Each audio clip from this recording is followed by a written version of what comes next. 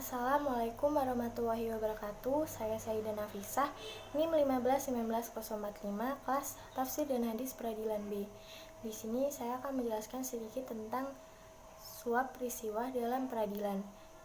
Kajian surat Al-Baqarah ayat 188, At-Taubah ayat 34, dan Al-Maidah ayat 62 sampai 63. Yang pertama, pengertian suap. Suap adalah harta yang diperoleh karena terselesaikannya suatu kepentingan manusia, baik untuk memperoleh keuntungan maupun menghindari kerugian atau bahaya, yang semestinya harus diselesaikan tanpa imbalan. Atau bisa juga kita katakan suap ialah pemberian apa saja berupa uang atau yang lain kepada penguasa, hakim, atau pengurus suatu urusan agar memutuskan perkara atau menangguhkannya dengan cara yang batil. Larangan mengenai suap terdapat pada Quran Surat Al-Baqarah ayat 188. Bismillahirrahmanirrahim.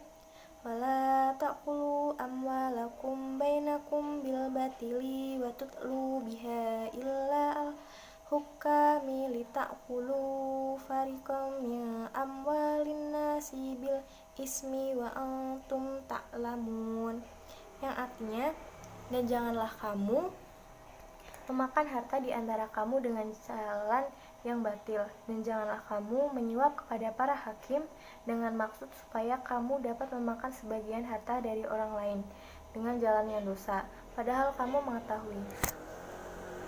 Yang kedua terdapat pada surat At-Taubah ayat 34. Bismillahirrahmanirrahim.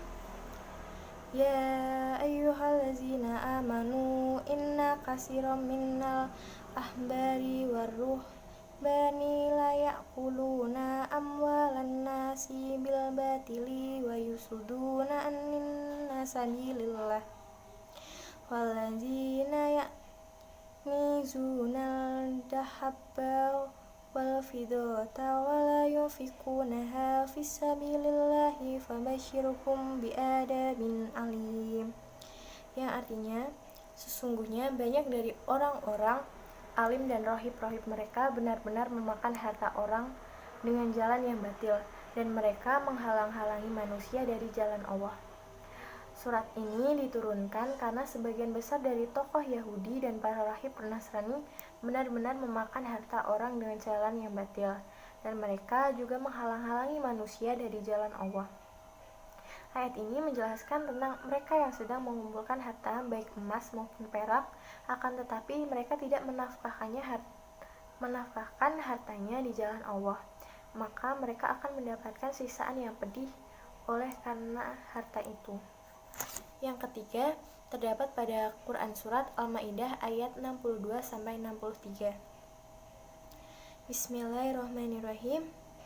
Wa tara katsiran minhum yusari'una fil ismi wal udwani wa aqlihim suhta bi'sa ma kanu ya'malun laula yanhahum rabbaniyuna wal ahbaru an qaulihimul isma wa aqlihimus suhta labi'sa ma kanu yasna'un. Yang artinya, engkau akan melihat kebanyakan dari mereka, orang-orang Yahudi, bersegera berbuat dosa, permusuhan dan memakan yang haram. Sesungguhnya amat buruk apa yang mereka telah kerjakan itu. Mengapa orang-orang alim mereka, pendeta-pendeta mereka, tidak melarang mereka mengucapkan perkataan bohong dan memakan yang haram? Sesungguhnya amat buruk apa yang telah mereka kerjakan itu. Kemudian, hadis Nabi dan Undang-Undang Indonesia tentang suap. Hadis mengenai riswah. Terdapat banyak sekali hadis yang menjelaskan tentang keharaman riswah. Imam At-Tirmizi meriwayatkan dalam sunahnya, yaitu An Abi Hurairah qala la anna Rasulullah sallallahu alaihi wasallam rasiya wal murtasiya fil hukmi. Dari Abu Hurairah radhiyallahu anhu, Rasulullah sallallahu alaihi wasallam melaknat orang yang menyuap dan menerimanya dalam masalah hukum. Kemudian undang-undang mengenai suap. Pertama, terdapat pada Kitab Undang-Undang Hukum Pidana. Kedua, Undang-Undang Nomor 11 Tahun 1980 tentang Tindak Pidana Suap. Yang ketiga, Undang-Undang Nomor 20 Tahun 2001 tentang perubahan Undang-Undang Nomor 31 Tahun 1999 tentang pemberantasan tindak pidana korupsi, serta diatur pula dalam Undang-Undang Nomor 30 Tahun 2002 tentang Komisi Pemberantasan Korupsi. Sekian penjelasan dari saya. Terima kasih. Wassalamualaikum warahmatullahi wabarakatuh.